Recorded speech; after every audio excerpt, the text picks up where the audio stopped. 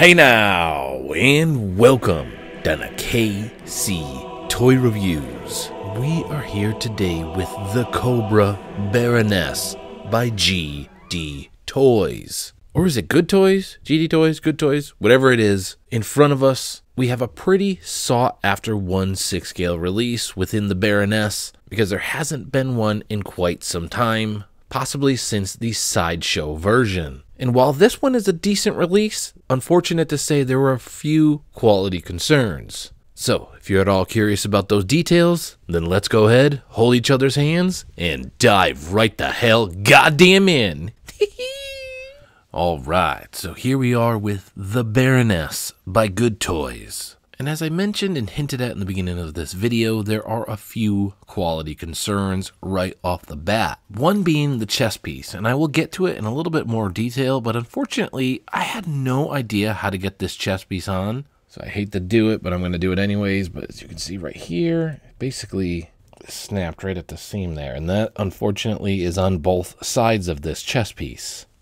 Now, of course, once we snap that chest piece back together, put the arm down, you really can't see it, and it's not too horrible. It's just unfortunate, again, for the price point of these pieces, for anything to break outside of the box. So, next, let's immediately jump into this head sculpt, and why don't we go ahead and remove the hood here. I don't want to mess up this rooted hair. Looks a little messy. So there we have it, the head sculpt. Now, unfortunately, somebody really kind of screwed it up for me, and they called it a Bratz, or Brat, whatever the hell those things are. And well, my daughter does have those figures, and now it's kind of stuck in my head that it does look like that. Now, whether it's in person or through the camera, there is zero texture or anything to this face whatsoever. It's basically a flat, matted, painted skin tone on that face, the lip, and while there is a slight glisten to the eyes and actually decent detail to the eyes, I think that's what makes it a little weird. I'm almost seeing some hints of a battle angel within this face sculpt, with those overly large animated eyes. And then if anybody cares, one last look on the side here. The glasses are quote-unquote an accessory. I'm probably not going to take them off. It doesn't really make too much sense. Baroness has glasses. But you can take those on and off. And then I'm not sure if anybody cares, but they are hollow. There's no actual glasses in those frames there. Now, as far as articulation on the head sculpt, everything that you could imagine, zero complaints there. And just a quick note to the rooted hair. I mean, it's rather nice. I don't think I have any complaints on the rooted hair. I mean, I don't think I'm going to spend too much time on the hair, but this is all rooted, has a kind of a nice wave to it. It's very frizzy in areas. The only thing and fear that I always have with rooted hair is over time it's going to look like hell. However, I don't know, with some decent maintenance and the way it already looks, hopefully over time it keeps that same feel. Now, it does feel like a seamless body underneath here. It's always a perplexing choice when you have a fully covered suit. I don't really get that. However, the reason I'm noting it is we might as well just do it now. As far as articulation underneath, fantastic. You can bend and do whatever the hell you want. It's just with a leather, pleather-ish suit like this. I mean, this feels like better quality than the Jessica Resident Evil that I just reviewed. However, I am stressing and noting this because if you're going to keep it in a bend for too long, you're going to get these little creases and areas here that I would be careful with over time that could cause damage. And as we make our way down here, we have the Cobra symbol right there on the boobies. We have another Cobra symbol right here above the elbow. So there's Cobra symbols basically all around downtown. And I do want to stress, in my opinion, this chest piece really overemphasizes the boobies on the Baroness here. I'm not sure that was necessary because if we do take this off, it was basically normal. Now this belt piece here, it actually goes on as an individual, I don't know, accessory or separate piece. The only reason I note it, we can kind of see it kind of resting right under her hair there, is it goes on via a Velcro piece, and the quality and the stitching on that was very, very shoddy. So if you do get this, if you already have it, be very, very careful taking that little belt on and off, because my guess is it's not going to last very long.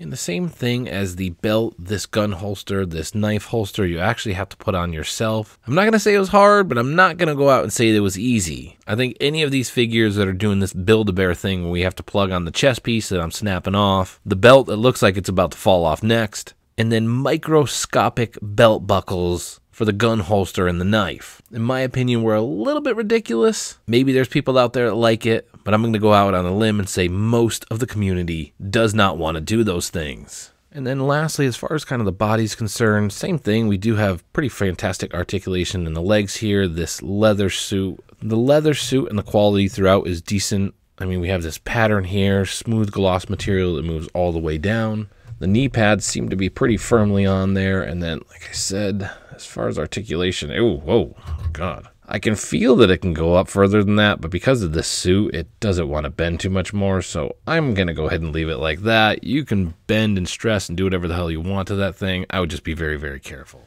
And then down here, the ankles have pretty nice articulation on them. Zero complaints other than the fact that you do have this bunching that starts to happen on top of here. This one has it a little bit going on there.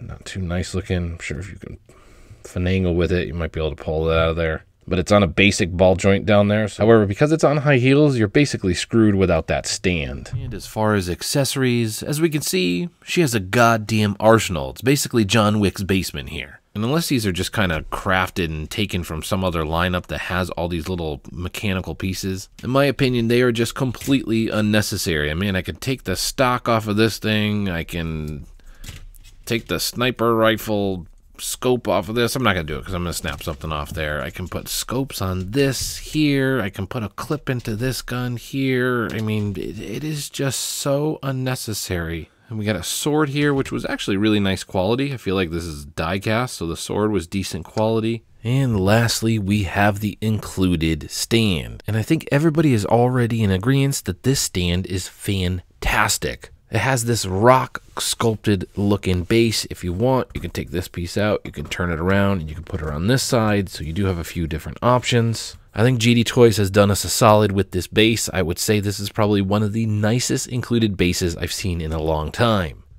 And just a brief side-by-side with the 3-0 G.I. Joe line with Roadblock to the left and Firefly to the right. Both a hero and a villain side-by-side with the GDTOYS Baroness. Now, a few things to note. Well, Firefly, Roadblock, and of course the rest of the lineup with the 3-0 G.I. Joe are damn near masterpieces. So it's very difficult when you do have them side by side because it is a glaring difference in my opinion. Just the body proportions, the scale, there are things that are slightly off, and I'm not sure that Firefly would actually tower over Baroness this much. With that said, I think I'm being a little bit anal and critical as always. They don't look horrible next to one another. It's just, it boils down to that face sculpt on Baroness, and it's constantly throwing me off through this whole review.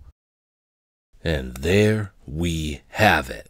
The Baroness by GD/GDTOYS. After close observation, looking at this thing through the lens this entire time, I would say I'm quite pleasantly surprised. The Build-A-Bear style stuff like attaching the holsters on her legs, the belt and the chest piece are a goddamn travesty. It's a slight pain in the ass, and of course my chest piece split right down the middle on each side. And who wants to pay $240 for something and have it break right out of the box? If there is some special way of putting it on, they should have included instructions.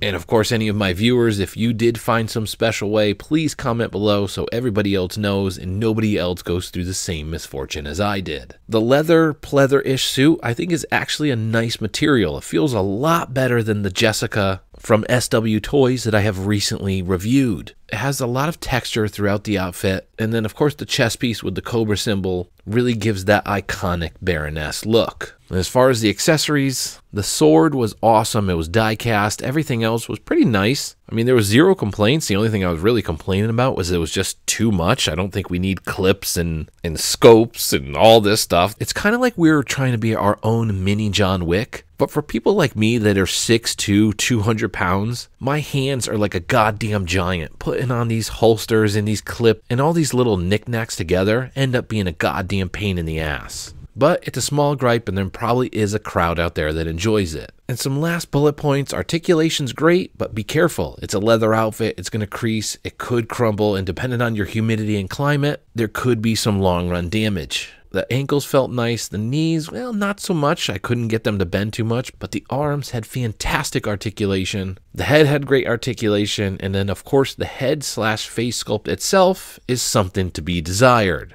It looks straight out of an anime. There is basically zero detail in that head sculpt. It's a little bit disappointing, and I think the expression should have been a little bit different also. We should have had like an evil grin or some type of mean look. And with all that said, I think it's a good time to wrap this up and slap a score on this figure. And what's coming to mind, it's not going to be high, but it's not going to be low. We're going to round this out with an 8.1 out of 10. I think there's a few things on the figure itself that clearly could be tweaked, and I probably would suggest this if you are a major G.I. Joe fan. Crossing my fingers that 3.0 does come out with something, because as I said, this is basically a placeholder until somebody comes out with something better.